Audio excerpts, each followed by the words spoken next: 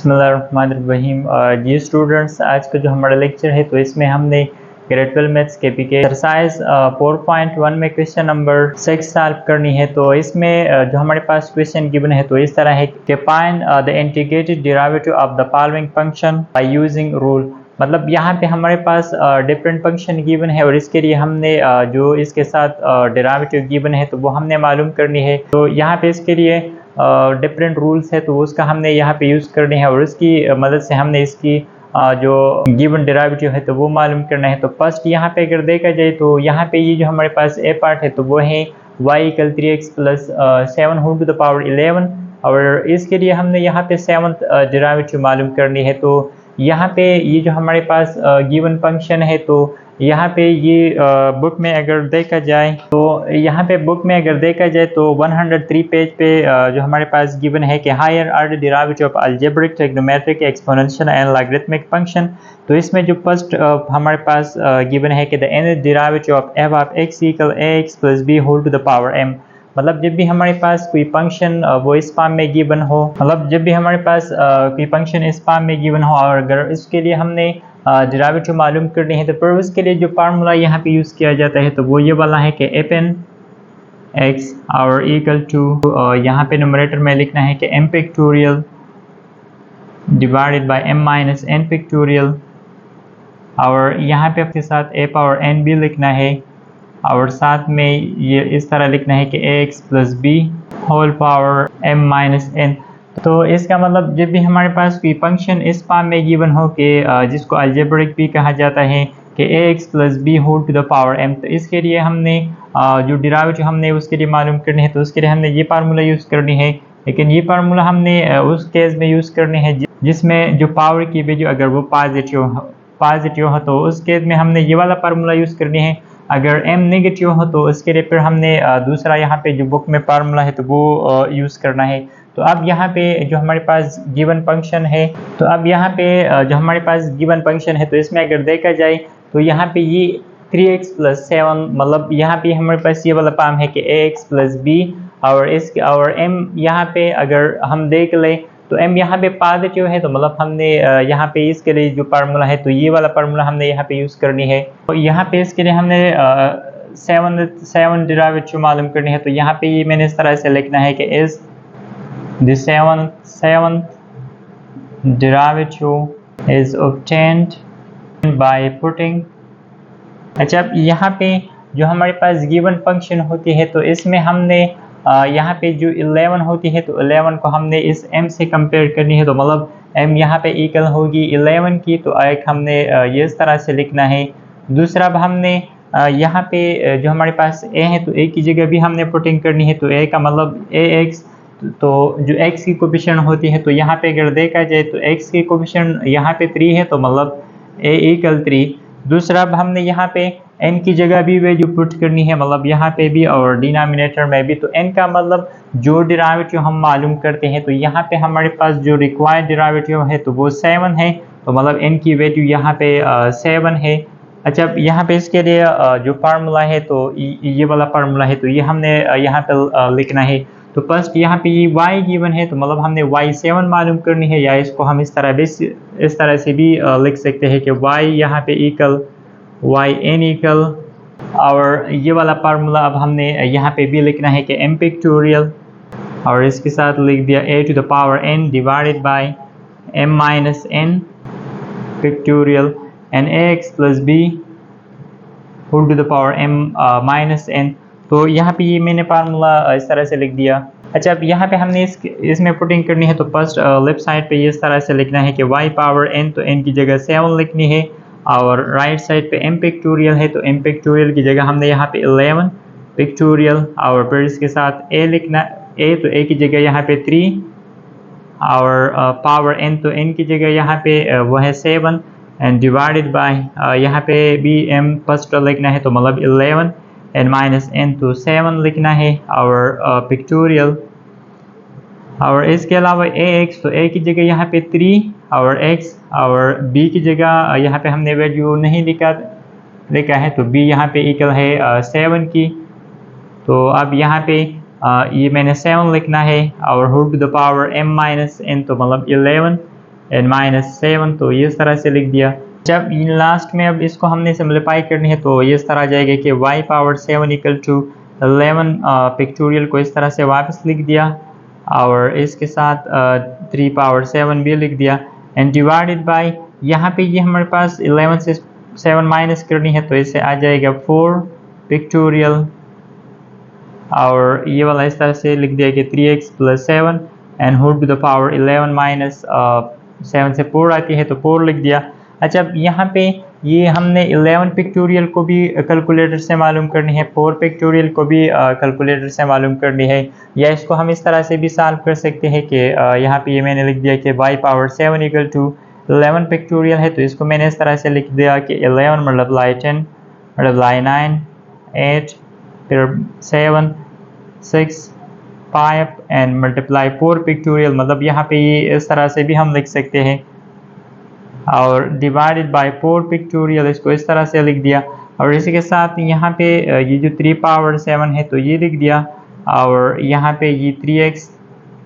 Plus 7 whole power 4 ये भी लिख दिया। अच्छा, अब यहाँ पे ये 4 पिक्टोरियल, इस 4 पिक्टोरियल से मैंने कैंसिल कर लिया और यहाँ पे ये अब मैंने लास्ट में इस तरह से लिखना है कि y पावर 7 इक्वल टू, तो इसको हमने कैलकुलेटर से मल्टीप्लाई करनी है, यहाँ पे ये जो नंबर है मतलब 11 10 और या इसको हम डायरेक्ट भी इस तरह से कर सकते हैं कि 11 pictorial and divided bye 4 pictorial, इस तरह से डायरेक्ट भी हम इसको सॉल्व कर सकते हैं या इस तरह से भी हम कर सकते हैं। जब इस नंबर्स को मैंने मल्टीप्लाई कर लिया तो इससे हमारे पास ये वाला नंबर आ गई। इसके अलावा ये 3 पावर 7 को इस तरह से वापस लिख दिया और यहाँ पे ये जो एक्सप्रेशन है तो 3x plus 7 and whole to the power 4 तो ये भी लिख दिया। So this is the required answer. तो यहाँ पे इस तरह से हमने इस रूल का यूज़ करनी है और इसके लिए हमने ये वाला डेरिवेटिव मालूम करनी है। अच्छा, अब यहाँ पे जो बी पार्ट है तो वो हमारे पास इस तरह है कि f(x) equal ln 2x minus 4, तो इसके लिए हमने यहाँ पे 10th डेरिवेटिव मालूम करनी है तो यहाँ पे ये मैंने इस तरह से लिख दिया।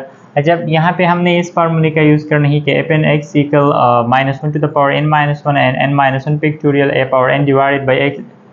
ax plus b whole power n, तो अगेन यहाँ पे हमने पुटिंग करनी है तो यहाँ पे ये मैंने लिख दिया कि is the 10th derivative is obtained by putting n equal 10, तो n का मतलब जो डेरिवेटिव हमने मालूम करनी है तो 10 डेरिवेटिव मालूम करनी है तो n की जगह हमने 10 पुट करनी है। a का मतलब x की जो कोएफिशिएंट होती है तो वो यहाँ पे 2 है और b का कोएफिशिएंट जो हमारे पास कांस्टेंट टर्म होती है तो वो, तो अब ये इस फार्मूले में हमने यहाँ पे डायरेक्ट पुटिंग करनी है तो ये सारा जाएगा कि f n है तो n की जगह 10 और x लिख दिया, फिर -1 को इस तरह से वापस लिखना है n-1, तो मतलब यहाँ पे ये 10 -1 और इसके साथ लिख दिया n-1 तो अगेन 10 एंड -1 पिक्टोरियल और a तो a की जगह यहाँ पे 2 है और n तो n की जगह यहाँ पे 10